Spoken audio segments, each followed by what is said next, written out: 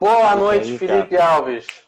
E aí, irmão? Tudo bem? Tudo certo? Boa noite. Tudo tranquilo? Cara, muito obrigado. Que honra ter você aqui com a gente essa noite Pô, para eu que falar agradeço. de música de igreja, bateria de igreja. Antes de você entrar, eu estava falando para aqui. Eu vou me segurar, prometo não transformar isso em papo de batera, tá? Aqui a gente quer falar mais do que isso. Então, primeiramente, para quem não conhece o Felipe, você já ouviu falar de um sujeito chamado Javan, um garoto aí que tem futuro no Brasil, um programinha da Voice, também em Brasil, pequeno. É, ele já faz hoje parte da banda de turnê do Djavan. Você ainda está no The Voice? Você já encerrou com o The Voice? Como é que tá isso? O trabalho lá, ele dura alguns meses, né? O meu trabalho lá. Uhum. Então, eu não sou integral, na verdade, né? Eu vou Ah, lá, tá. presto o serviço só durante o programa, né? Durante a temporada, quer dizer. Uhum.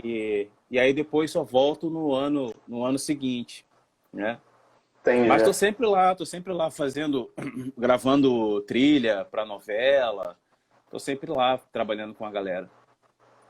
Mas, assim, isso tudo só comprova é, seu talento, a qualidade do baterista que você é, do músico que você é, mas você também é irmão em Cristo. Você é crente, você Sim. aprendeu, cresceu na igreja. Uhum. E eu confesso que eu sempre tenho dificuldade em pensar como é que músicos fora da igreja aprendem a amar música, porque dentro da igreja a relação com a música é uma coisa tão viva, Uhum. e ali a gente tem o berço pronto para a criação de músicos, né? Mas uma coisa que eu não te falei, Felipe, uma coisa Uhum. eu deixei uma surpresa para esse momento. Foi a primeira vez que eu conheci o Felipe Alves. Vamos ver se você vai lembrar da primeira vez que eu conheci o Felipe Alves. Meu avô foi o fundador da Igreja Cristã Nova Vida, em Botafogo. Eu sei que você já Nova tocou lá vida? algumas vezes, Nova Vida Pô, em sim, Botafogo, lá sim. na General Polidoro. E há, eu não sei quanto tempo, talvez você se lembre. Há alguns anos, vamos colocar dessa maneira, eu vou te dar umas palavras-chave para você, se você lembra. Aham. Triunvirato, Sim, Pascoal Meirelles. Pascoal Poxa. Meirelles, Aham. você, Serginho e Pascoal, num workshop lá no sétimo andar da igreja de Botafogo. Você chegou Caramba. atrasado, eu lembro, porque era para ser três e o Serginho falou: tá para chegar aí o Felipe Alves, garoto, tal, tá aprendendo, tá tocando muito, tal. E eu tava naquele workshop, filho do pastor, tava lá naquele workshop aprendendo a tocar bateria. Caramba, cara. E foi lá a primeira vez que eu te conheci. Aham. E desde então você vai aparecendo, assim, ao longo desses últimos anos eu vou ouvindo teu nome, vai e vem. Já tocou na Igreja Nova Vida de Nova Iguaçu. Você esteve lá recentemente com o Dedê e mais a galera. Você Aham. já esteve em Botafogo também recentemente, né? Lá na Fizemos um, terça. acho que é segunda musical, né? Do Theo Lima, não é isso? Isso. Eu acho que é segunda, acho que é segunda. Não, é Segunda terça. musical. Segunda, Terça? segunda tem na. Porque eu sei que é a igreja da freguesia, onde o Williams e o Dedé já tocaram. Aham. Eu não me lembro agora, acho que é segunda instrumental e terça musical. Eu não me lembro qual que é qual. Mas É, eu sei. a de Botafogo é na terça. Aham. Aí é. Pois é, então eu tenho uma história contigo à distância, né? Você Pô, toca que legal. nas igrejas da minha denominação. Infelizmente, nenhuma perto o suficiente de casa que eu consigo ir. Aham. Mas Pô. você toca, assim, a meu ver, eu toco bateria desde meus 12 anos, aprendi lá em Botafogo.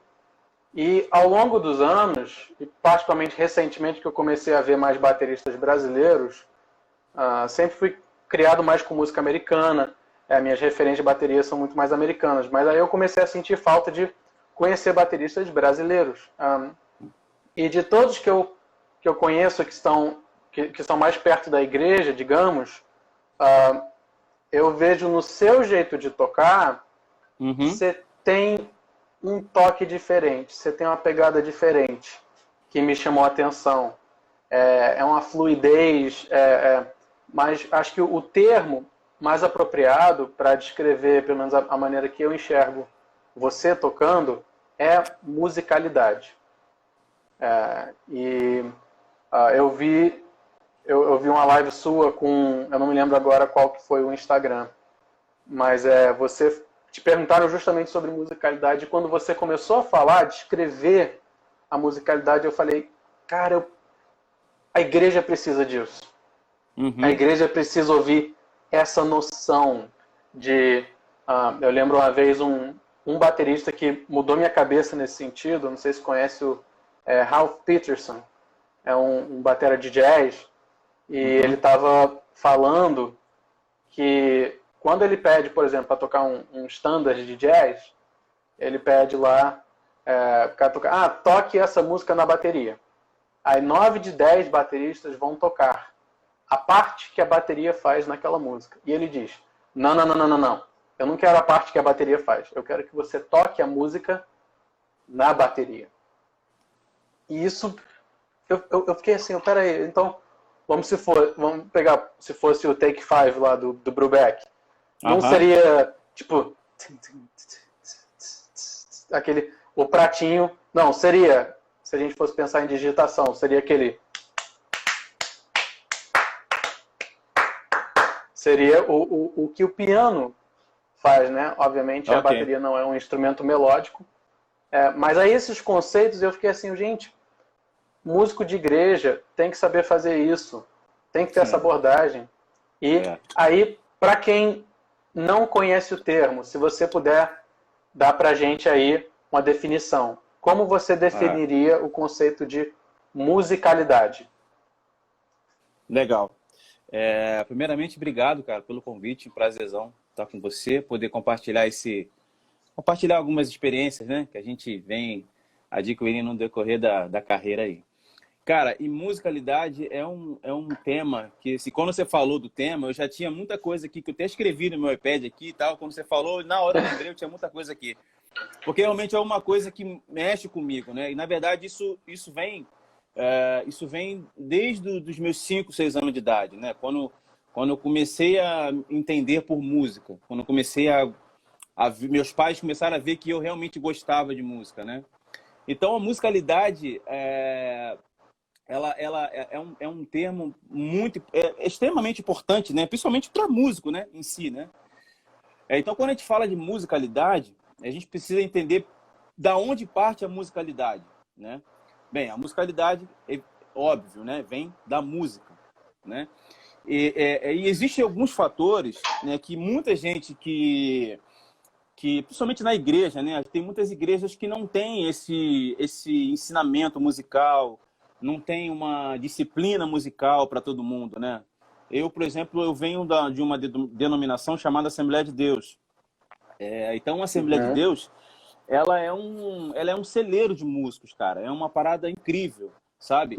Onde a maioria das igrejas, né, principalmente as sedes, as igrejas maiores, elas têm essa visão, né, da música na igreja. Então, eu cresci nesse ambiente, sabe? Então, a igreja onde eu servia, onde eu fui membro, né, desde os meus 2 anos de idade, lá tinha uma escola de música, né, onde tinha os princípios básicos da música, né? Por que eu estou falando isso? Porque existe um ponto Felipe, principal... eu não sei se está... Desculpa, sua internet está travando a beça, está cortando a beça aí sua fala. A minha? Será que é a minha posição aqui, cara? Alô, tá me ouvindo? Felipe, tá com a gente ainda? Tá travando aí? Oi.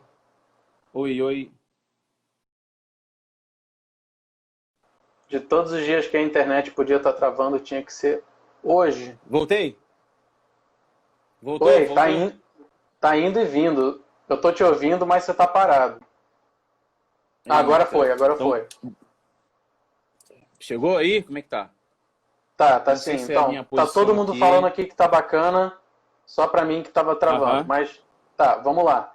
Então você falou que tava Assembleia de Deus, celeiro de músicos, muita gente. Isso. E aí, É, e aí da onde começou, aonde começa assim, aonde muitas igrejas não têm esse discernimento, assim, muitas igrejas, né? Então, uma Assembleia de Deus, eu cresci nesse ambiente, onde eu estudei princípios básicos da música, né? Então, uhum, por que eu estou falando isso? Porque a musicalidade, para você chegar à musicalidade, você precisa saber da onde ela vem, do ponto principal dela, né? Então, a música, na verdade, ela é o ponto principal disso, né? A música, né? Para o cara ser musical, para ele ter a musicalidade, ele precisa saber alguns princípios da música. uhum. Aí, você está me ouvindo bem? Que está falhando o meu áudio aqui, não sei se está me ouvindo. Eu tô ouvindo tranquilo. Tudo Tá bem. bem? Tá, Tá então ótimo. sim, tá sim. Então, cara, existe um livro que eu estudei quando eu comecei a estudar, que é chamada Princípios Básicos da Música, de Maria Luísa Prioli. Hum, E ali, cara, tem a primeira frase que tem no livro é: música é a arte de manifestar os diversos afetos da alma. hum, Eu queria achar aqui para poder ler exatamente. Deixa eu ver se eu acho aqui no meu iPad aqui. tá. Deixa eu ver, porque é muito importante a gente saber da onde, de como que você começa a ter a musicalidade, né? Achei aqui. Uhum. Ó, deixa eu ler aqui, é melhor. Claro, claro. Música, música. Música é a arte dos sons combinados de acordo com as suas variações da altura, proporcionados segundo a sua duração e ordenados sob as leis da estética. Cara, quando eu li isso daqui a primeira vez, cara, Hum, eu fiquei meio confuso, sabe? Eu falei, cara, o que que é isso, né? Porque às vezes a gente fala música, música, música, música, mas a gente não sabe de onde parte a música. A gente não sabe quais são os pontos principais da música, né? Aonde você pode uhum. chegar com a música, né? E a música, eu até anotei aqui, cara, existem alguns, e dentro desse texto que eu citei, existe aqui já começa já a destrinchar tudo aqui que a gente está falando já sobre a musicalidade, né? Uhum. Ela vem da música, claro, óbvio, e vem a música, a arte, o som, variação, duração e estética. Cara, esses pontos aqui, há muitos anos eu comecei a pesquisar sobre isso, sabe? E, Uhum. e, e, e eu vi o quão importante era. Por exemplo, a música. A música, ela tem três elementos fundamentais que todo músico tem, mas às vezes não sabe a origem disso, que é a melodia, o ritmo e a harmonia, né? Sim. Se muito... Ok. Melodia, sucessão dos sons, né? Que melodia, para quem não sabe, para quem está nos assistindo, a melodia é aquilo, um exemplo, é aquilo que a pessoa canta, né? Um cantor. Ele vai cantarolar aquilo dali. Aquilo se chama melodia. Ou às vezes você vai assistir um instrumental, né? Tem um cara que vai fazer uma melodia ali para poder dar uma origem para a música, né? O ritmo, que se fala, é o baterista. Ou pode ser qualquer tipo de instrumento, ele pode ser rítmico, não só a Uhum. bateria, né? Uhum. E a harmonia, que é a combinação simultânea dos sons, né?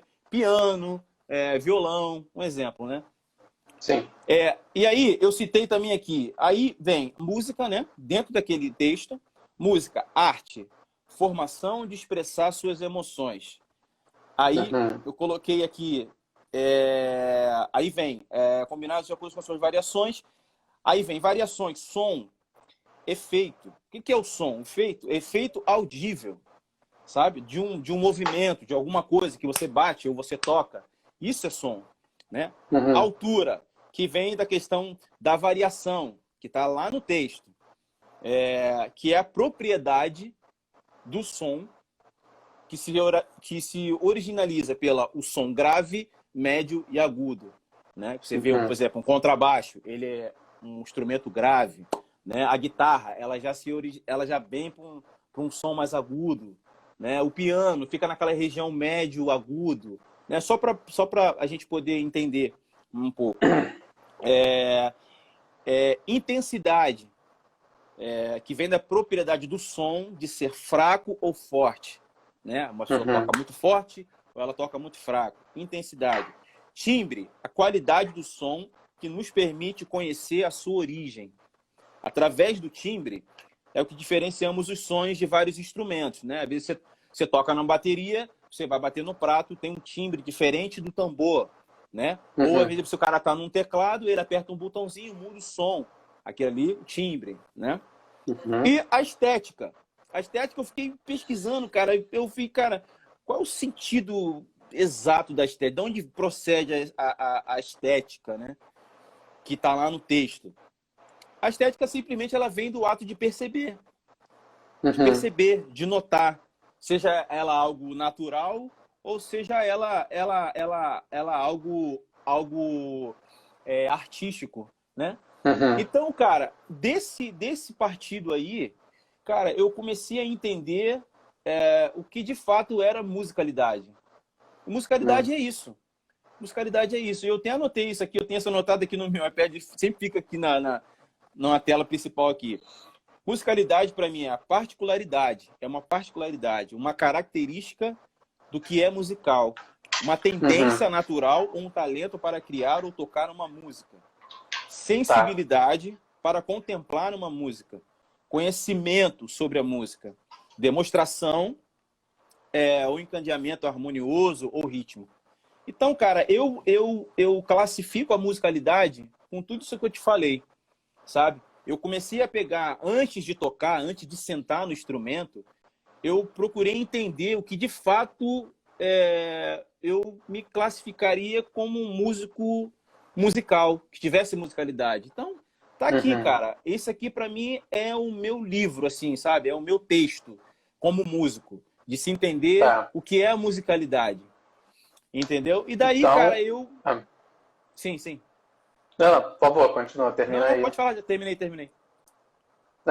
Então a gente poderia dizer que o músico musical, vamos colocar dessa maneira, o baterista musical, é aquele que é capaz de manipular ou ordenar som, duração, timbre, a serviço da estética, a serviço da percepção de uma mensagem. Por meio da implementação aí da arte. Eu gostei. Eu não sei se você leu isso ou você só falou antes de ler, mas você também usou a palavra afeto da alma, que eu achei muito interessante, né? A capacidade estética de criar uma noção perceptível, né? De perceber estados da alma por meio da música. Exatamente. Aí eu tenho que jogar uma pergunta tosca que não quer calar. Baterista é músico? Sim, pô, que isso? Baterista é músico, cara. Eu sei. Eu falo que se alguém fala que baterista não é música, é um mau baterista. Baterista é música. É porque as pessoas pegaram e adotaram isso, né, cara? Baterista não é músico. Baterista é músico, cara. É músico pra caramba. Né? Músico demais. O baterista ele tem uma função super importante na música, né? Se não fosse isso, o texto que eu acabei de ler não estaria escrito ritmo. Ou seja... Então, outros instrumentos podem dar ritmo, mas é o baterista que tem a maior proeminência nesse elemento, né? Entre os três elementos, da melodia, do ritmo e da harmonia. Exatamente, cara. Engraçado, minha esposa, ela toca violão, canta, mas teve uma vez, eu lembro que eu disse que eu ia evitar um pouquinho papo de baterista, mas vamos lá, só uma pontadinha. Não tem como fugir. A Gretchen tinha acabado de lançar, ou relançar a Broadcaster, né? Aquela série top, sonho de consumo e tal, e eles fizeram uma série de vídeos com o Mark e Juliana. Sim. Tocando condução, hi-hat, tom, surdo, bumbo caixa, setup minimalista. E o cara tocando, e eu tava ali ouvindo só aquilo. E minha esposa, como é que você consegue ouvir só a bateria? Eu, amor, ele tá tocando música, você não tá ouvindo ela? Não. Aí eu, mas não é groove, é música. Não, você não... ela, não, eu entendo groove, eu não entendo isso que você tá falando. Eu, tá. Aí, o que me leva a uma próxima pergunta. Que eu não me lembro agora se foi um vídeo que você gravou, que você botou no seu feed, que você disse que explorava mais os tons. Sim. Para tocar, você gostava de explorar os tons para tocar de maneira mais musical. E se a gente fosse pensar em termos de teclado, né, uma escala, você tem as notas mais graves, está ali o bumbo, as notas mais altas você tem a caixa e os pratos, e os tons seriam, por assim dizer, a escala ali melódica, né? Mas hoje também se ouve muito em groove. Groove é o chão, é a cama, é ficar naquele groove de início ao fim e segurar aquela onda, Steve Jordan, que você vai passar uma música inteira sem dar uma virada, se for o caso. Então, musicalidade é necessariamente explorar vários sons, vários recursos disponíveis na bateria, e como é que o groove, então, serve à musicalidade? Na verdade, na verdade, tudo tá conectado, né? Você pode fazer um groove e ele ser musical, né? Você pode fazer um groove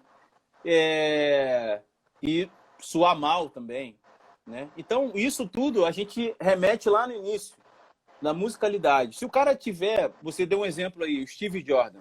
Quem vê pô, a gente fala, nego fala Steve Jordan, caraca, nossa, pô, mas esse cara não faz nada, bicho. Teve uma pessoa que falou isso pra mim.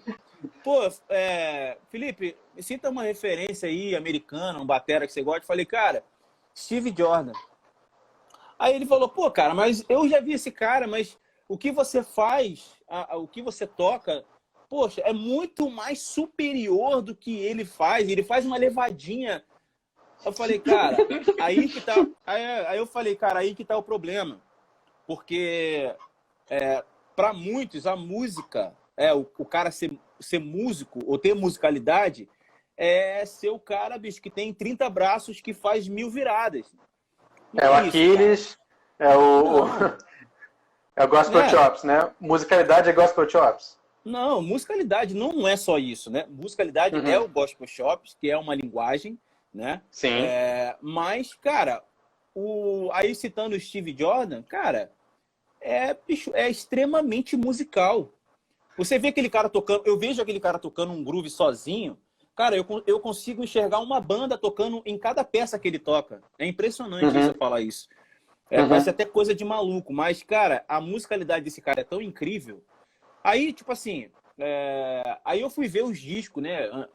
Quando eu conheci o Steve Jordan, o trabalho do Steve Jordan, eu comecei a ver os trabalhos que ele fez, as coisas que ele gravou. Mano, é coisa, bicho, fenomenal, cara.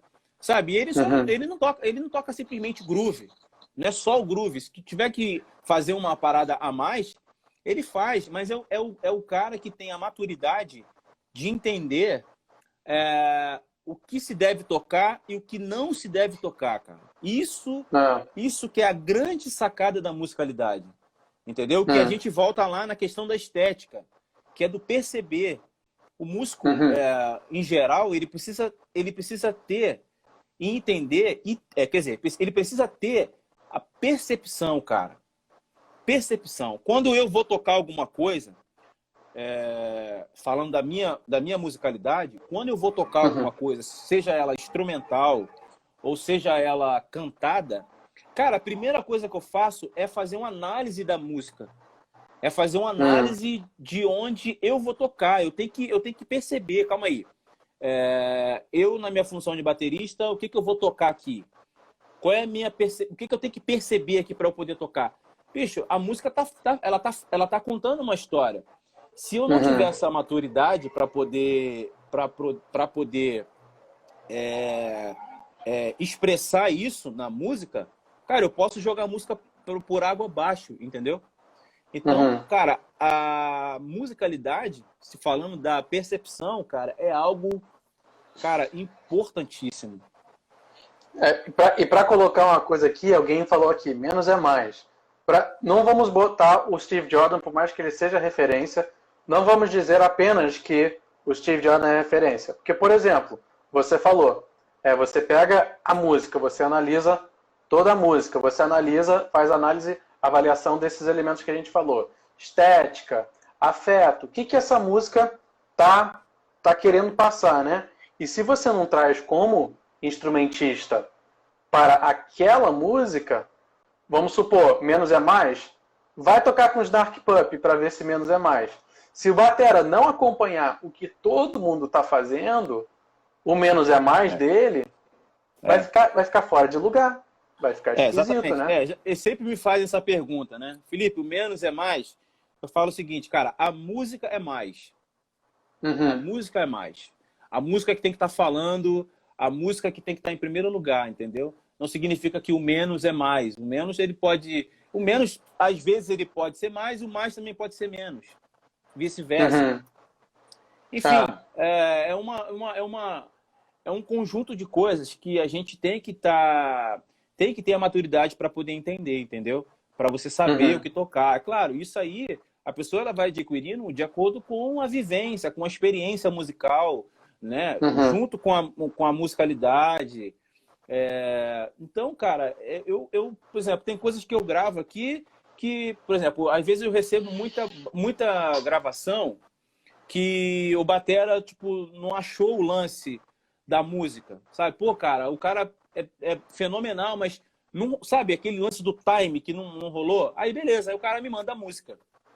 Aí eu vou fazer uma análise da música. Aí eu tô vendo que a música tem loop, a música tem teclado pra caramba, já tem um baixo que já tá fazendo um monte de andamento. Aí, se Uhum. o cara ele não tiver a percepção musical, ele vai querer ir na onda de todo mundo, sabe? Uhum. Então, eu costumo dizer, às vezes eu costumo pensar um pouco fora da caixinha, para ver, tipo assim, cara, o que que eu faria, o que que eu poderia fazer além do óbvio, né? Cara, eu vou tocar dentro do loop. Por quê? Porque eu não vou embolar a música, vou fazer a pulsação, né? Enfim, o que que estava acontecendo? O outro músico, ele estava deixando de lado um fator fundamental, que era o loop, que estava dando um direcionamento de pulsação para a música, e aí, Uhum. e muita gente também fazendo muita coisa, ou seja, a música ela não tinha respiração, a música ela não respirava, ela não tinha Uhum. quem conduzia, ela não tinha, tipo, eu costumo dizer que a música para mim é igual um time de futebol, sabe? Uhum. Cada um tem a sua posição, cara. Cada um tem a sua posição, né? Tem o seu momento de você sobressair, tem o seu momento de ficar na sua, tem o seu momento de avançar, tem um momento de ficar calado, tem um momento de pausa, tem um momento enfim, tem vários momentos como um futebol. E aí, cara, aí eu mandei a música pro cara, o cara, bicho, o que você fez na música aqui? Que a música ficou grande, a música ficou musical. Falei, cara, não fiz nada demais. Eu só, eu só, eu, eu procurei entender o que que a música estava pedindo, né? Uhum. E toquei junto com aquilo que já estava tendo uma condução, que era o loop. Uhum. Então, o que que eu fiz? Eu me baseei na métrica do loop, né? Me baseei na métrica do loop e dentro do loop que eu toquei o meu contexto como bateria. E aí não ficou aquele negócio embolado, tipo assim, um fazendo uma coisa, entendeu? A casa Uhum. ficou arrumada. Então, isso, claro, isso aí eu também já errei pra caramba também e fui aprendendo no decorrer da vida. Então É. são coisas que a musicalidade, dentro daquele todo o contexto que a gente falou no início, cara, aquilo ali tudo faz parte, entendeu? Aí eu te pergunto, a gente está vindo aí de. Você fala aqui, a música dita, né? Então, por exemplo, você falou numa outra live que quando o Djavan te chamou para tocar, ele estava buscando é, um baterista com a pegada mais pop. Foi o que você descreveu mais ou menos. E isso tem. O artista tem a visão dele, o artista apresenta a música. Agora, a gente já passou aqui da metade da live explicando que é musicalidade. Vamos pensar agora, vamos trazer para dentro da igreja. Certo. Aqui que eu, pessoalmente, como músico, eu me divirto muito com esse exercício, porque na igreja tem muita música. E você tem aqui percepção de afeto. Gente, o que a gente está fazendo na igreja? A gente está falando, ó, Deus dá um coração para a gente, Deus orienta os nossos afetos. Deus diz que é para a gente amar isso e não aquilo, porque aquilo é ruim, isso aqui é bom. Só que o coração do homem é mau e naturalmente vai para o que é ruim. Mas Deus está reorientando os nossos afetos. Aí no louvor, quando a gente canta a música, tipo, sim, eu amo a mensagem da cruz, até morrer, eu a vou proclamar. Cara, para a carne não é legal dizer isso. Mas é importante a gente dizer isso para Deus, porque tem algo ali, tem uma mensagem a ser percebida ali. Então, o exercício que eu quero fazer contigo é como é que a gente traz essa musicalidade, toda essa sensibilidade, toda essa percepção, essa apresentação, né, de deixar a música respirar, de deixar a música falar para dentro da igreja, onde você tem ali, assim, o pastor é o cantor, ele escolheu as músicas. Agora, como nós, como músicos, seja baterista, guitarrista, tecladista, como é que a gente bota a musicalidade a serviço do culto? A serviço da congregação? Eu não sei se é muito abstrato isso. Não. Mas como você fala de... Não, diga lá. Não, pode terminar. Não, eu vou começar a enrolar. É isso aí. Não, então, cara, assim, se tratando da igreja, né? A Bíblia diz que a gente tem que fazer as coisas com ordem e decência. Né? Então, vamos para o contexto bíblico agora. Né? Então, daí a gente já parte de um princípio que, meu irmão, o Papai do Céu deixou para a gente escrito lá na Bíblia. Então, o caso fica mais sério. Né? Então, a gente precisa fazer as coisas com ordem e decência. A questão de você levar a música para a igreja, ela não muda em nada com relação a um trabalho profissional. Tá? Vou dizer por mim. Não muda em nada. Eu acho que você tem que ter o mesmo comprometimento, até porque a música, ela é desprovida de caráter, né, cara? A música ela não é evangélica, a música ela não é santa, a música ela não é nada. A música ela é uma ferramenta, tá bom? A música ela é uma ferramenta que a gente vai levar ela para dentro da igreja, certo? E com ela a gente vai expressar o louvor. O que é o louvor? Louvor é todo lábio que professa o nome de Jesus Cristo, ok? Sim. Tá lá, se eu não me engano, em Hebreus, eu esqueci agora a passagem. Então, existe essa diferença, entendeu? Então, o comprometimento da música dentro da igreja, ela vai ser o mesmo procedimento. Claro, a gente precisa ter, e também no trabalho secular também tem sua ordem, tem sua decência, né? Mas, cara, existem alguns fatores que às vezes alguns músicos também não têm, porque às vezes tem igreja que não tem como comprar um equipamento bom para a igreja. Às vezes você tem belos músicos, você tem ótimos músicos dentro da igreja, né?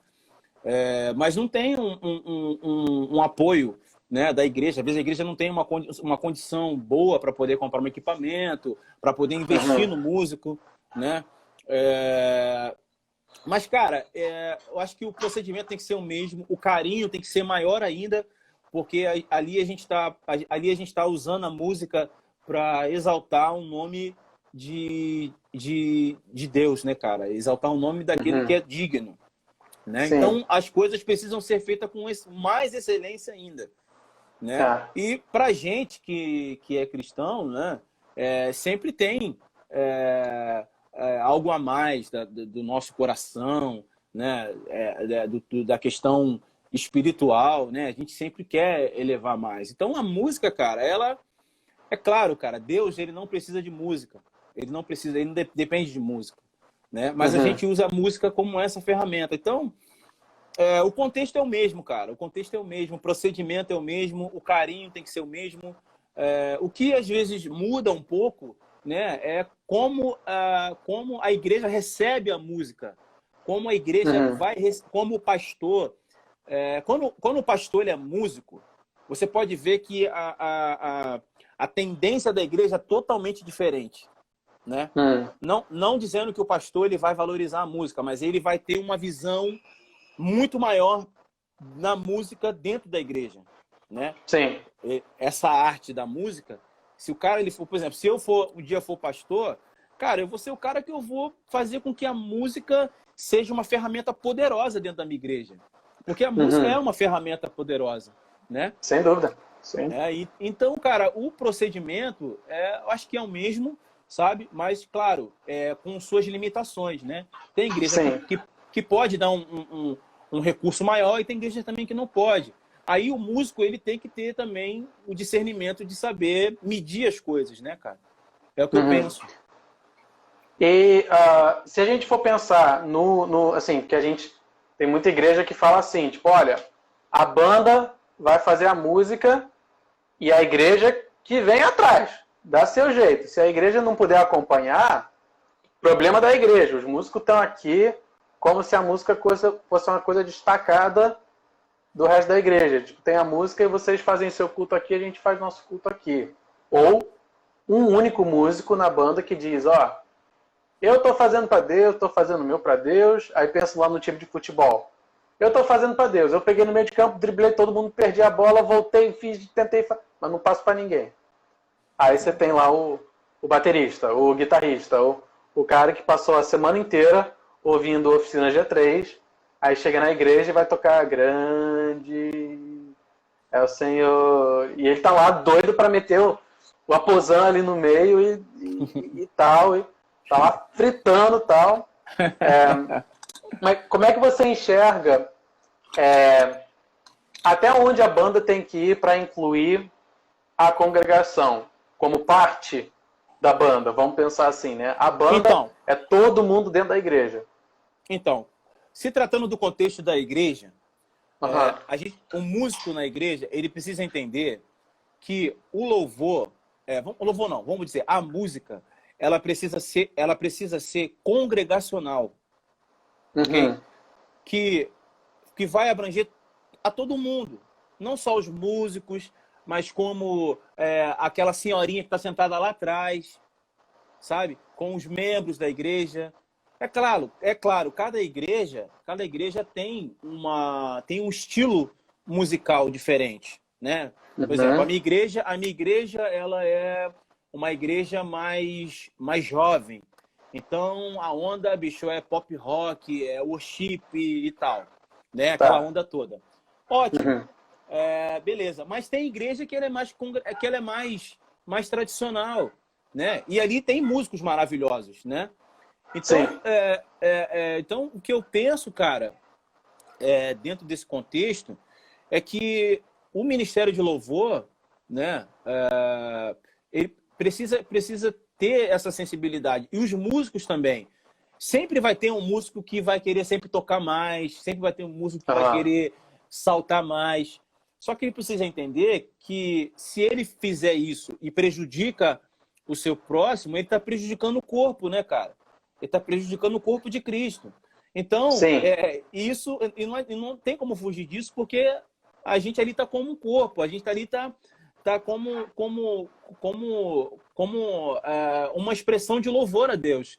Então, se não tiver em unidade, todo mundo se não tiver em unidade, cara, o louvor não vai subir não, cara. Não sobe.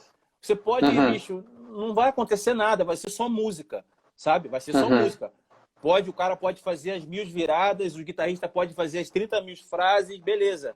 Mas o propósito disso, o propósito real de estar todo mundo ali tendo um só propósito, ele não vai acontecer, né? Então, existe essa diferença.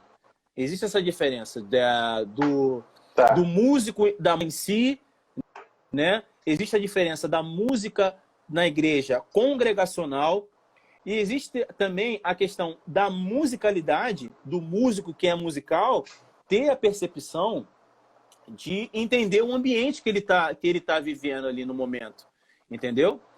Cara, quando eu toco na minha igreja, eu não chego lá falando que eu sou o Felipe Alves, que toco com Djavan, que gravo toda semana. Não, cara.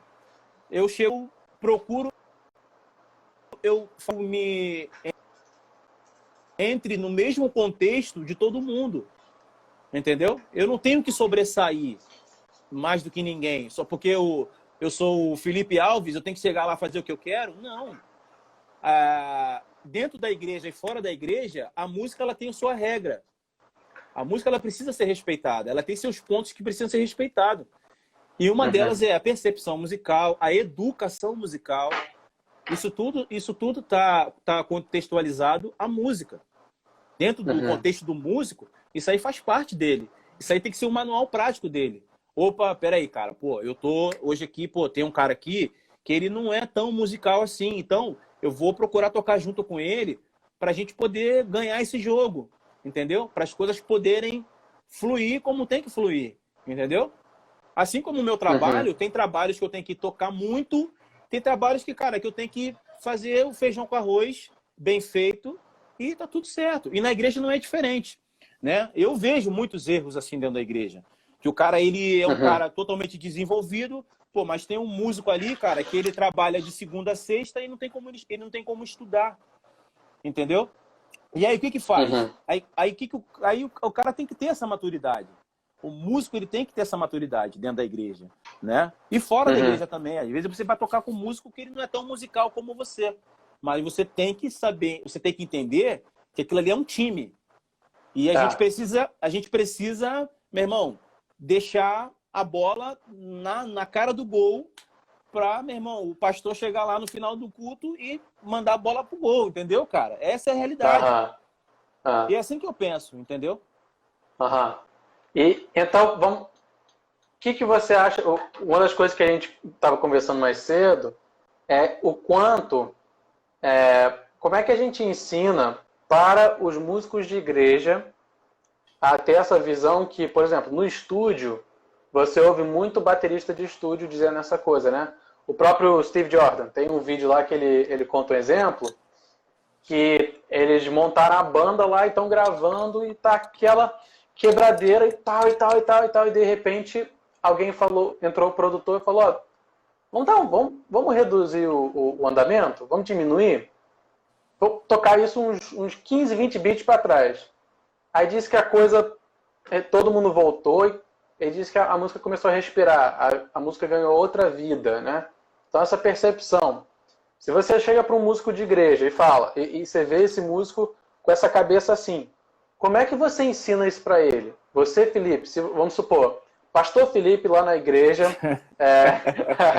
lá na igreja do pastor Felipe, ou na igreja do seu irmão, que eu sei que é pastor, né? Se ele te chama, Felipe, tô com... Vamos pensar fora da bateria. O músico Felipe, tô com um tecladista lá que toda vez que ele senta para tocar, entorna o caldo. Ele atrapalha tudo. Felipe, senta com ele, conversa com ele, por favor, dá um jeito nesse moleque. O que você faria? Primeiro eu chamaria ele, né? Bem, se ele quisesse me ouvir também, né? Porque tem músico que não gosta de ouvir. Também tem isso, né? Entendeu? Primeiro eu vou perguntar, irmão, eu preciso sugerir algumas coisas para você. Você pode ouvir? Se o cara for humilde para poder ouvir, beleza. Ok, vou sentar com ele e vou falar, irmão, com as experiências que eu tenho como músico, né? Cara, você tá errando nesses fatores, tal. Primeiro fator que eu vou deixar para ele é ouvir. Ouvir. O músico, ele precisa ouvir com quem ele está tocando. Quando você está tocando ali, por exemplo, eu vou dizer por mim, né? Eu falando para ele, cara, quando eu sento na bateria, eu procuro ouvir o que o baixista está fazendo, o que o guitarrista está fazendo e o que você está fazendo no teclado. Porque se eu não ouvir quem está do meu lado, cara, a música ela vai perder o sentido da música, ela perde o sentido. Primeira coisa que eu ia ensinar para ele é aprender a ouvir outros músicos quando ele estiver tocando ali. Entendeu? E segundo, ia falar para ele ouvir música. Eu ia separar um repertório para ele e falar, irmão, vai ouvir música, vai entender o que é música, vai entender qual é a tua função como tecladista, vai entender até que ponto você pode tocar, vai entender até que ponto você não pode tocar, vai entender até que ponto você tem que tirar a mão. A gente aqui tem o quarteto lá do Josué, né? E às vezes tem 2 tecladistas. É uma coisa tão maravilhosa que às vezes, cara, a música tá no auge assim e o outro tecladista tá quietinho, só olhando. Porque ele tem a percepção, ele tem a maturidade de que não é o momento para ele tocar. Mas também ele também tem a maturidade de que é o momento certo para ele tocar. E aí o cara vai e entra no lugar certo. Isso vem do quê? Isso vem do ouvir, cara. Isso vem de ouvir. Hoje a gente tem uma dificuldade muito grande. Essa geração ela não quer parar para ouvir. Se você pega um disco para ela, fala assim, cara, ouve esse disco aqui. Aí ele vai ouvir a primeira, vai ouvir a segunda. Aí se ele não vê que não tem coisas ali que é para ele, tipo assim, para ele pegar e usar na igreja, aquilo ali não serve para ele, entendeu? Mas quando eu apresento um disco, quando eu apresento um vídeo, cara, é para o cara entender a história que está acontecendo ali. Para entender o que os caras estão querendo dizer com a música. Entendeu? Então, cara, o ouvir, para mim, é o fator principal. É um dos fatores que o meu pai mais colocou no meu ouvido. Você precisa ouvir música. Ouvir. Antes de tocar, ouça. Minha vida inteira. Pô, cara, eu fui ter instrumento depois de velho, cara. Depois de, muitos anos. Então, como eu não tinha instrumento, a minha ferramenta eram meus ouvidos, cara. Então, o que eu ouço, o que eu ouvia, aquilo se tornava naturalmente, se transformava em música, porque aquilo começou a entrar no meu subconsciente e eu comecei a entender o fundamento da música, comecei a entender as colocações, aonde tocar, aonde não tocar. Caramba, esse cara não tocou aqui, por que ele não tocou? Aí eu fui entender por que não tocou, porque tinha um exemplo, porque tinha um percussionista que já estava tocando aonde ele supostamente deveria tocar. Então eu comecei a entender isso. Então, cara, o ouvir para mim é fundamental. Eu brinco que os músicos hoje, tem muito baterista que não sabe quem é Steve Gadd, não conhece o próprio Steve Jordan. Steve Jordan ainda está um pouquinho mais, aparece um pouquinho mais no mainstream, né? Então, aqui o pessoal falando. Eu não, tipo assim, eu não tenho nenhum problema, né, de um músico ele não querer ouvir, por exemplo, todo mundo ama o Steve Jordan. Pô, o cara, ele não é obrigado a ouvir o Steve Jordan, certo? Mas ele é obrigado a entender aonde ele tem que se colocar, certo? Como músico. Ele precisa entender. Cara, eu não gosto de Steve Jordan. Ok, mas você entende o que você tem que fazer? Você entende? Você tem essa maturidade? Tenho. Ok, beleza. Né? Então, acho que é isso, cara. Agora uma pergunta aqui mais pro lado pop. Pensando nisso tudo aí que você falou de musicalidade e tal, quando você falou que o Djavan estava procurando um baterista com uma pegada mais pop e gostou do jeito que você tocava. Você disse que cresceu ouvindo o Djavan.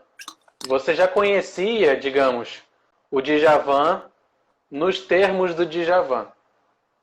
Aí o Djavan vai, ouve o Felipe tocar e fala: eu gostei do que ele fez com a minha música, eu gostei do que ele trouxe para a minha música. Até onde você, Felipe, é contratado para tocar o que o Carlos Bala fez, para repetir o que os outros fizeram, e até onde o Felipe pode aparecer na gravação lá do Vesúvio, ou no show da última turnê? Então, a questão do Djavan, na verdade, ele não disse que queria uma questão.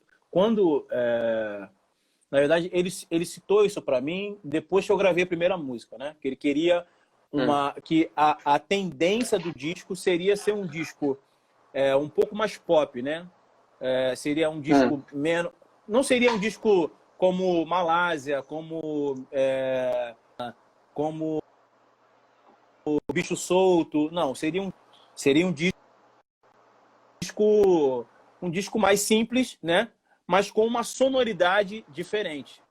Então, aí meio que classificou isso como um disco pop, né? Vamos dizer assim, um disco menos tocado, na verdade, né? E quando ele viu Coisas Minhas, eu acredito que viu Gente, não sei como é coisa... que... Tá me ouvindo? Não, não, pode Tá falar. Porque, atrasado? porque tá travando a beça aqui pra mim. Eu não sei se tá travando pra vocês. A live Não, para mim pausou tá aqui pra normal. mim. Ai, que droga. Eu tô querendo ouvir tudo que você tem pra falar, anotar tudo. Tá me ouvindo bem? Como é que tá aí? Tá, Alô, tá, voltamos? tá indo e vindo. Deixa eu ver minha conexão aqui. Não, é isso mesmo. Tá A normal. Tá minha normal pra conexão todo também mundo, tá. menos pra mim. Tá normal, né? A galera tá falando que tá normal aí. Alguém falou que tá travando um pouco. Mas enfim, É. Se a vocês estiverem questão ouvindo o aí. Felipe falar, é mais importante. Ouve o Felipe, ouve ele falar até acabar a live, que tá ótimo, tá? Então, Andrew, então eu não acredito que o Djavani ouviu coisa pop minha, não. Ele pode ter ouvido alguma coisa, mas eu acredito que o que despertou o fato de me chamar para fazer um teste, né, na gravação, eu acho que foi a musicalidade, né? Porque, cara, Hum. o Djavan, cara, ele é um artista que, na verdade, a obra dele, ele tem a sua própria linguagem. Então, Hum. o cara que por mais que tenha discos de vários músicos ali, continua sendo a mesma, entendeu? Ele pode fazer um acorde mais simples que for, mas a linguagem dele vai permanecer. É como o Stevie Wonder, cara. O Stevie Wonder, ele tem a linguagem Uhum. própria dele. Você pode ver que as levadas são diferentes, o jeito... o cara tem uma linguagem, o cara de fato é um ícone, entendeu?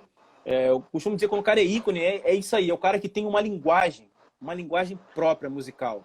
E o Djavan é esse cara. Você pode ouvir o disco, você vê que ele tem uma sonoridade, realmente uma sonoridade bem... Ela tocou, né? A sonoridade é bem diferente. A sonoridade ele é bem mais grave. Eu puxei uma sonoridade bem mais grave. E ele curtiu esse som. O Djavan sempre gosta de coisas diferentes, né? E ele não tinha um som assim nos trabalhos dele, né? Então, acho que, além da sonoridade, acho que o que despertou foi a musicalidade, né? Pelo fato de tocar com ele, você realmente tem que ter muita musicalidade, cara. Porque ele é um cara muito rico em música. É um cara que respira Uhum. música 24 horas. Então, a questão do Felipe Alves se comportar nesse aspecto aí,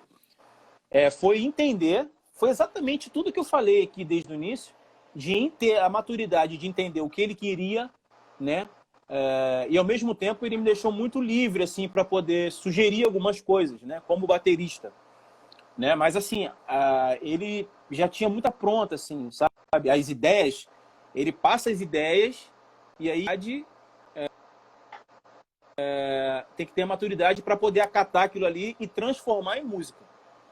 Eu acho que o grande lance de você tocar com artistas assim que tem uma linguagem, você, de fato, cara, a proposta do que ele está sugerindo ali e tal, e você pegar aquilo ali, meu irmão, e imediatamente transformar em música, entendeu? Seja ela simples ou seja ela complexa.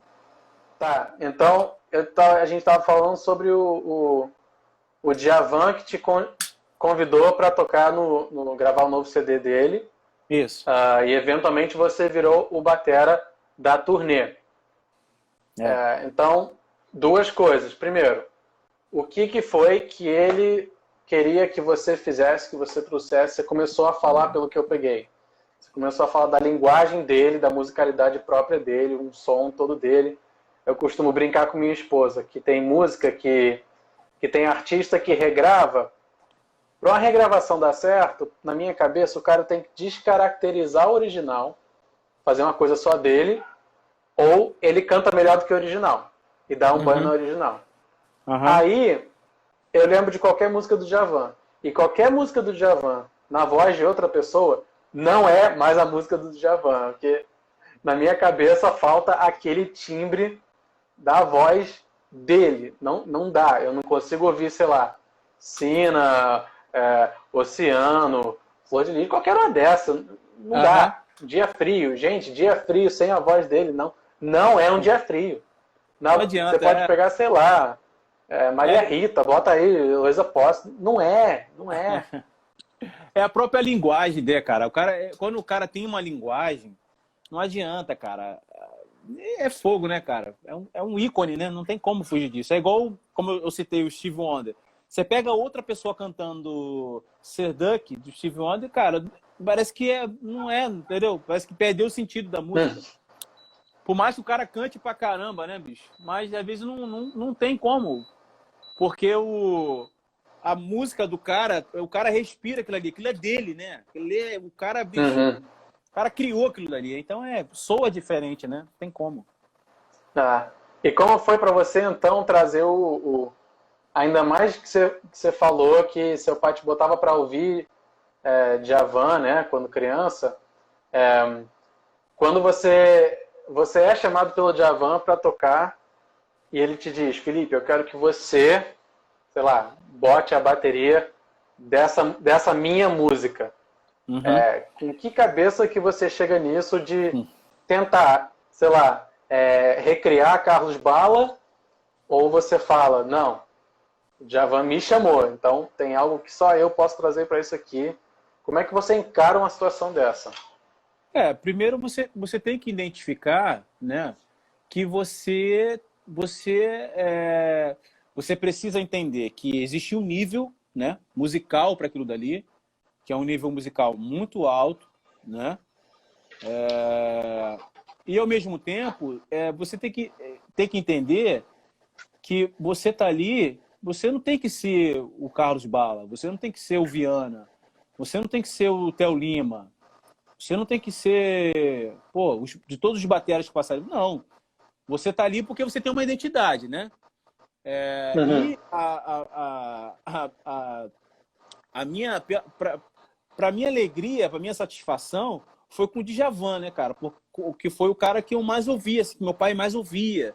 Então, isso me ajudou bastante, por quê? Porque de tanto eu ouvir, como eu falei lá, o ouvir é importante. Por que é importante? Isso, para mim, me trouxe um benefício muito grande. Porque quando eu cheguei lá, de fato, para mim, foi uma mistura de sentimentos terrível, né, cara? O sentimento do profissional, né, que tá ali, caramba, tô ali. É o sentimento de, caramba, bicho, caraca, fulano passou por aqui, Beltrano, caraca, meu irmão, eu tô no estúdio do cara que meu pai mais falava, não sei o que meu pai mais... Então foi uma mistura de muita coisa, muito sentimento. Que ao mesmo tempo eu tive que manter a tranquilidade, né, entender que eu tava ali como um profissional, que eu precisava de alguma forma cooperar para aquela arte ali, para aquela obra ali. Mas ao mesmo tempo, assim, cara, ele me deixou muito à vontade, assim, sabe? E essa questão da rede social ajudou muito, né? Porque ele, mais ou menos, alguém deve ter mostrado uns vídeos meus lá, e foi o Torquato que mostrou esses vídeos meus, né? E aí foi onde ele começou já meio que identificar. Falou, não, cara, gostei desse cara, chama ele para vir e tal, fazer um teste aqui e tal. Só que eu não tinha falado nada, né? Que eu falei depois. Eu falei, cara, eu já ouço sua música há muitos anos. Aí eu contei a história para ele, que meu pai tinha me apresentado a música dele e tal. Mas quando eu cheguei, eu tive tudo que eu aprendi, tudo que eu ouvi, eu coloquei como uma ferramenta para mim. Eu fiquei quieto. Falei, opa, eu já sei a linguagem do cara, já sei mais ou menos o caminho que ele pode conduzir e tal. Mas, cara, ele me deixou muito à vontade, assim, eu já cheguei, já tinha uma pré-produção. Ele falou, cara, eu quero manter essa mesma levada aqui, manter essa onda. Essa música ela é simples, mas eu quero ouvir você tocando essa música. Quero ver como é que vai soar a tua sonoridade, a tua performance. Porque não adianta, né, cara? Você pode tocar uma música, uma balada, ou tocar uma música rápida e, cara, é você que vai expressar aquilo dali. Né? Você pode tocar uma música lenta e ficar maravilhosa. Você pode tocar uma música rápida e ficar horrível, né? Então, cara, eu entendi, né? Eu acatei o que ele já tinha passado para mim. Ele quer isso e tal. E aí, cara, eu falei, cara, eu vou na sonoridade. Essa música aqui é sonoridade. Eu preciso garantir essa sonoridade. Quer dizer, eu entendi a música, né? Ouvi, opa, a música é isso, né? Eu entendi qual era a proposta da música, o que que, o que que eu poderia fazer ali para poder servir a música. A música tá pedindo isso, a música tá pedindo aquilo e tal. Eu fui, acatei, peguei a ideia dele, cara, sentei, toquei, assim, o primeiro take ele já tinha gostado, principalmente da sonoridade, né, da batera, assim, ele gostou muito, porque eu entendi o som, entendeu? Eu entendi a proposta. Uhum. Eu É. falei, pô, essa música é esse som, eu vou nesse som. E eu fui, cara, fui na minha intuição. Fui lá, afinei a batera do jeito que eu falei, essa batera vai soar assim, sabe? Assim, é você vestir a camisa para aquilo que você foi chamado. Eu fui chamado para ser um baterista, então eu tenho que saber, eu tenho que estar pronto para entender a proposta de cada estilo musical. Opa, esse som, essa música aqui é esse som. Cara, vai lá e afina, bota do teu jeito. Se por um acaso o produtor ou o cantor não curtir, você vai lá, muda. Mas eu já cheguei vestindo a camisa, falei, cara, é esse som aqui. Fui lá, botei, entendi a música, executei. E, cara, ele adorou. Aí fiz 3 takes lá. Aí foi meu cartão de visita, assim, né, cara? Aí, pô, aí no outro dia ele, pô, já me chamou, pô, cara, você pode vir amanhã e tal. E fomos indo, cara. Pô, quando eu fui ver, já tava com o disco todo gravado já. Muito bom.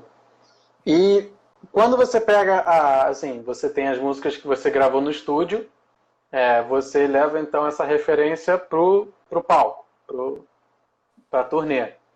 Sim. Aí qual é a diferença de tocar, primeiro, as músicas que você gravou no estúdio ao vivo ou as músicas as clássicas, já conhecidas, ao vivo? É, e como que, por exemplo, você pega uma música, Sina, que lá no primeiro CD, na primeira gravação, era tipo um reggaezinho, e depois vira aquele popzão tal pra frente e tal. Qual a diferença do estúdio para o palco? Você como baterista que tem que ocupar essas duas funções. É diferente você tocar? Você toca a mesma coisa toda noite? Tem espaço para jam no final da música? É, como é que é esse processo aí? É porque, assim, a música, né? A música em si, ela anda muito, né? Então, por exemplo, eu Uhum. gravo uma coisa hoje, o que eu gravei hoje, talvez o que eu for tocar ao vivo, já vai surgir outras ideias, né? É claro, existem trabalhos e trabalhos, né? Existem trabalhos que o cantor, ele quer manter aquilo que foi gravado. Um exemplo disso foi o meu trabalho com o Fernandinho. O Fernandinho é um artista que ele preserva do início ao fim, o cara manter o arranjo, sabe? Manter fielmente os arranjos ali, o que foi feito, o que foi pensado. Eu acho isso muito legal. É claro, uma sugestão ou outra, atualizar alguma coisa, isso é muito válido, isso é bom, né? Mas acho que o contexto mesmo geral da música, ela tem que ser mantida, né? Uma frase ou outra que pinta, que não adianta, cara. Estúdio para ao vivo é totalmente diferente. A sensação é diferente, né? A motivação é diferente. Então, ali você está tocando, a tua mente ela está trabalhando e automaticamente você está atualizando muita coisa, né? Um fraseado que pintou, que às vezes um detalhe que por exemplo, lá no Djavan, o Paulinho, bicho, ele tem umas ondas, ele tem umas passagens assim, ele acha uns buracos na música que eu olho assim e falei, opa, vou comprar isso daí. E aí eu vou lá e faço junto com ele. E fica musical, fica maravilhoso. Mas ao mesmo tempo, eu procuro o que foi combinado, entendeu? Não procuro sair, não deixar muito free a música, entendeu? Procuro manter o arranjo. E no Djavan é assim, tipo assim, o Djavan, ele pega uma música clássica, né? E ele sempre atualiza. Ele sempre bota uma roupa nova, né?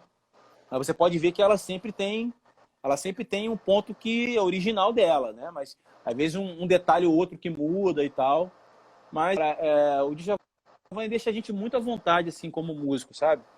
É muito bom trabalhar com ele, porque ele deixa a gente à vontade e ao mesmo tempo a gente entende que a gente tem uma responsabilidade, né? Mas ao mesmo tempo a gente também tem uma certa liberdade para poder tocar, né? Não fica preso automaticamente algemado. Não, não.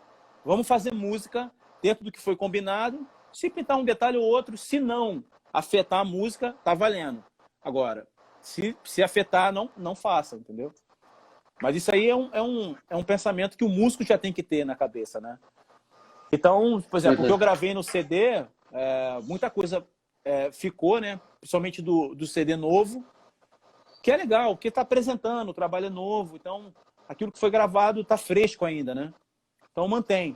Agora, as músicas mais antigas sempre tem uma roupagem nova, sempre tem uma roupinha nova. Entendi. E para a última pergunta, então, aqui, para encerrar, pensando essa mesma linha, estúdio versus palco. Quando a turma da igreja ouve a música lá, lançou o último CD lá do, sei lá, o Morada, o Fernandinho, a Fernanda Brum, sei lá. Ouviu o CD, aí ele fala, eu quero tocar isso na igreja. Você como músico, o que você diria? Você respeita o CD, respeita a gravação, ou fala, cara, aqui na igreja é diferente, a gente tem que fazer o nosso? Tem que adaptar essa música para a realidade da igreja. Como é que você abordaria isso? Chegou o pastor, olha, eu quero tocar essa música no domingo. Banda, dá teu jeito aí. Sim. Qual seria a sua escolha? Então, geralmente tem um cara na igreja que ele é o responsável, né, tipo assim, pela música na igreja, né? Eu particularmente não tenho nada contra em você pegar um arranjo de uma música, Fernandinho, sei lá, seja lá o que for, e botar por exemplo, tem muita igreja black, né, São Paulo, que eu já vi os caras pegar uma música worship, cara, e botar uma onda maravilhosa, entendeu? Por exemplo, eu tenho esse exemplo que eu tô falando, é um trabalho que eu faço às terças-feiras, lá na Divec, com o Josué, com o Serginho, com o Ricardinho. A gente tem um trabalho assim lá, que tem toda terça-feira, né? Que é o culto da palavra. E aí, como não tinha música, né? O Josué pegou esse lance da música lá na igreja. Cara, a gente pega os arranjos das músicas de worship, a gente não deixa de colocar o worship, mas sempre tem uma passagem diferente, sempre tem uma tocada minha diferente, né? Dentro daquele contexto ali, entendeu? Sem fugir do contexto. Eu não tenho nenhum problema com isso, cara. Eu acho que tem que haver criatividade, né? Sem passar do ponto. Eu acho que tem que ter um controle. Cara, essa música aqui, o que ela tá pedindo? Se o cara, o produtor, o cara que é o responsável pela música ali, se ele for um cara muito bem desenvolvido, for um cara muito musical, bicho, ele pode fazer a música ficar maravilhosa, entendeu? Mas se o cara ele não tem essa maturidade, cara, faz o feijão com arroz que vai funcionar. Faz o que tá lá no CD, que também é legal, entendeu? Agora, se tem 2 ou 3 que podem fazer uma diferença, que podem acrescentar alguma coisa nessa música, faça, mas faça com prudência, né, cara? Faça com prudência. Não é pegar a música, colocar acorde errado, o batera colocar uma levada que não tem nada a ver com o contexto da música, aí eu já não concordo. Aí eu acho que tem que haver maturidade, entendeu? Eu não dou carta branca assim, mas também eu acho que precisa ter uma consciência musical do que se está fazendo. É o que eu penso. Mas não tenho problema nenhum. Eu acho muito legal quando eu vejo uma música, pô, os caras colocaram uma roupa nova, colocaram os acordes maneiros, um acorde que, sabe, que está dentro do contexto congregacional. Aí legal, bicho. Aí legal. Agora, quando um negócio vira standard, aí não, para mim já não rola, aí já passou. Eu brinco, tem um amigo meu baterista aqui na igreja dele, eles conseguem enfiar forró e baião em qualquer música. Eu falo, gente, cara, você faz isso, a Dona Maria ali da primeira fila que cresceu cantando essa música no coral vai querer te esganar depois do culto. Você pega isso e enfia um forró aí no meio. Tá, eu falei que era a última pergunta, mas agora última, e prometo ser a última, até porque eu já te tirei da Dona Miriam o suficiente. Você tá em casa, Miriam, tem que aproveitar o tempo. Ela deve estar online aí, deixa eu mandar um beijão pra ela. Beijo, meu amor, te amo. Muito obrigado, dona Miriam, por emprestar o Felipe pra gente aí. Última pergunta. Uma pergunta que já me fizeram algumas vezes, e você falou um termo 2 vezes nessa live, que é congregacional. A música precisa ser congregacional. O que quer dizer uma música congregacional? Cara, é simples. É uma música que abrange, que a igreja possa participar. Vamos dizer assim. Tá. É uma música que a igreja possa cantar. Que todo mundo possa interagir, sabe? É algo único, algo que todo mundo esteja participando. Entendeu? Congregacional é isso. É que abrange todo mundo. Que a igreja possa fazer parte disso. Entendeu? Você cante louvores, pode ser musical, pode ter a quebradeira, mas que seja congregação, que seja algo que a igreja possa cantar, que a igreja possa participar. Entendeu? É claro, isso também vem do ministro de louvor, né? O cara que está ali ministrando, está ali cantando, ele tem que ser um cara que tem que ter a maturidade para entender o ambiente da igreja, aonde é que tem, o que tem que cantar, o que não tem que cantar, entendeu? Então, quando eu falo congregacional, é isso, que aonde a igreja possa participar do louvor. Porque não tem sentido, o coro tá quebrando lá e tá todo mundo assim parado olhando, sabe? Eu acho que não. Eu acho que perde um pouco o sentido. Eu acho que tem que ter mesmo, tem que ter a musicalidade, tem que ter tudo isso, mas que seja algo que a igreja possa fazer parte disso. Amém. Não, eu gosto de, porque, assim, eu gosto de ouvir outras pessoas falar sobre as coisas que eu já tenho conceito formado na minha cabeça, justamente para desafiar a minha definição e melhorar a minha definição. Então, quem melhor do que um profissional do calibre aí do mestre Felipe Alves para me ajudar a entender um pouquinho mais de música de igreja. Eu tô aprendendo, cara. Igreja para mim é algo muito importante, cara. A igreja é uma escola, entendeu? Ali eu tirei as minhas grandes lições e tiro até hoje de vida, sabe? Então, hoje, se eu me considero alguma coisa, eu sou grato à igreja. A igreja, né? As pessoas. Existem pessoas importantes dentro da igreja. Então, eu sou fruto de tudo isso, cara. Sou fruto da igreja, sou fruto de pessoas que me ajudaram, sou fruto de pastores que me ajudaram. Enfim, cara, eu sou fruto de muita coisa, sabe? Eu sou resultado de muitas, a começar da minha família, dos meus pais. Cara, tem muitas pessoas envolvidas por trás disso tudo, sabe? Tem muitas pessoas que eu sou eternamente grato por me fazer tornar o que eu sou hoje, entendeu? Como músico, como pessoa, né? Não sei tudo, mas o que eu aprendi, procuro levar isso pro resto da minha vida como lição, entendeu? Então, a igreja para mim, quando fala da igreja, fala de música na igreja, eu me incluo nisso, porque eu sou parte disso, né?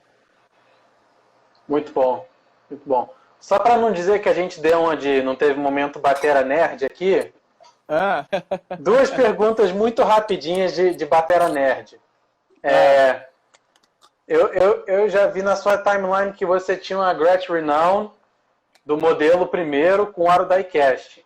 E que hoje você toca a Gretsch Renown RN2 com o aro 302, que não é o diecast. Isso. Eu tenho a RN1, que foi a primeira da nova roupagem, que veio com diecast. Qual a diferença para você tocando diecast versus o aro 302 hoje da sua bateria de turnê? Só os harmônicos, cara. Acho que os harmônicos, eles são um pouquinho diferentes. E a profundidade também. O diecast, ele puxa mais o grave, né? Ele puxa mais o grave, o corpo do tambor. Então, eu gosto pra caramba. Tenho essa bateria, minha lá do Javan com esse aro. Também já tive a RN1, a primeira, que é maravilhosa também. Mas acho que a diferença para mim é só os harmônicos, cara. Acho que só muda um pouco os harmônicos e a profundidade. Às vezes tem que puxar um pouquinho do grave e tal, mas, cara, nada que atrapalhe a minha sonoridade, assim. Gosto das duas. Eu gosto quando o baterista chega para mim de vez em quando. Não, porque aqui tinha que ter aro diecast, aqui tinha que ter um, e eu fico pensando, cara, a diferença é tão pequena. Exatamente. Para Dona Maria da primeira fila, não vai fazer diferença. Não Vai ser não para vai. você. Importa você se sentir bem no seu equipamento. Ok, se aquele prato te faz tocar de um jeito diferente, ok, justifica. Mas, não, porque a igreja vai ser melhor se eu tiver o prato light, se eu tiver o light ride, ou se eu tiver o heavy, ou se eu tiver a série K, ou tal. Não, importa você se dar bem com você. E recentemente você passou a integrar o time da Vater no Brasil, as baquetas da Vater. Você já experimentou a Fusion, por acaso? Sim, inclusive eu tenho uma aqui, estava tocando com ela hoje. Maravilhosa, cara, maravilhosa. Muito boa. É que eu tinha uma época que meu irmão estudava nos Estados Unidos, e aí eu pedia para ele, toda vez que ele voltava da faculdade, eu pedia baqueta para ele. E na época eu era muito vidrado na Vater, então eu conheci ali um monte de modelo dele, e eu lembro que eu ficava fissurado na Manhattan 7A e na Fusion, que era um pouquinho mais pesada. Aí quando eu vi que eu fiquei, nossa, será que... Eu lembro que a Fusion era tão boa, tá? Aliás, eu não sei se tu chegou a ver aquele batera que eu te mandei, o Nate Smith. Sim, conheço. Você conhece? Já conhece? Sim, Então... Conheço. Toca Vater também. Conheço. Aliás, se alguém quiser aí, grooveiro que gosta de complicar tudo, vai ver Nate Smith, explodir a cabeça. Inclusive ele lançou um disco, ele lançou um álbum agora, só batera, você já viu? Só batera. O disco inteiro é só bateria, bicho. Incrível. Caramba, tem um vídeo dele, eu não sei se eu te mandei, se foi esse que eu te mandei. Tem um que é ele em Chicago, num show. Aí ele fala, olha, eu vou começar aqui, vou dar uma aula pra vocês, tá? Aí ele começa a fazer um groove em 7. Aí ele começa, né? Aí ele vai pra todo mundo, tipo, 1, 2, 3, 4, 5, 6. 1, 2, 3. Aí a galera começa todo mundo a bater palma. E ele começa. Só que aí ele vai, a cada set, o cara vai crescendo e vai... Enfim, eu prometi que isso não ia ser um papo de batera. Se deixar, a gente fica o resto da noite aqui. Então, Felipe, muito obrigado. A galera tá pedindo para falar o nome do cara. Nate Smith. Nate Smith. N-A-T-E-S-M-I-T-H. Nate Smith. Aliás, a gente podia fazer... eu podia fazer uma live assim. Eu faço a live só para te convidar e deixo você falando aí de bateras que deveria ouvir. Quando eu vi uma live tua com alguém falou, você tava, tô ouvindo um cara chamado Richard Spaven. Eu, meu Deus, mas alguém no Brasil ouve Richard Spaven, que legal, tá? Eu, nossa.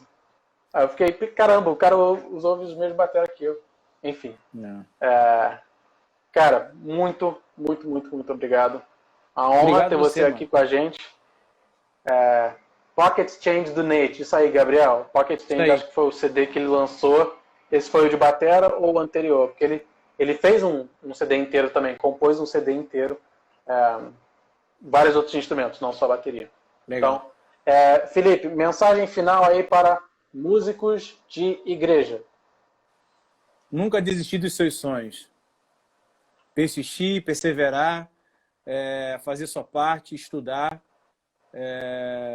E servir sempre a sua igreja da melhor forma possível, né? Fazendo com excelência, com carinho, que tudo isso aí se torna como colheita lá na frente. É isso aí que eu deixo.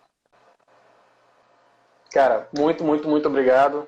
Tô com um caderninho aqui de coisa que eu anotei para depois pensar mais. E bem, se quiser fazer uma próxima um dia, sim, fica à vontade, homenagear nosso humilde canal aqui. Eu tô sempre falando para músico de igreja, meu papo é para músico de igreja. Muito bom. Eu costumo falar que o papo aqui do canal é quando junta aquele monte de músico depois do culto no corredor, ali na primeira fila, que o pastor já mandou a gente parar de tocar porque ele está querendo orar por alguém. Então, aquela conversa, aquela conversa que a gente tem aqui.